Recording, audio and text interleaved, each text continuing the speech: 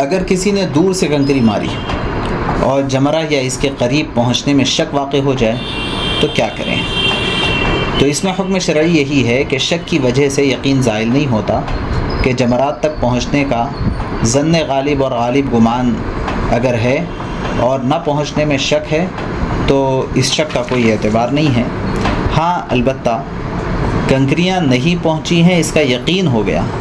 تو پھر اس کا اعادہ اور اس کو دوبارہ مارنا لازم ہوگا، اور شک کے معاملے میں علماء نے لکھا ہے کہ بہتر اور احتیاط اسی میں ہے کہ اس کا اعادہ کر لیا جائے تاکہ شک و شبہ باقی نہ رہے۔ ایسے ہی اگر 7 کنکریاں ایک ساتھ کوئی شخص مار دے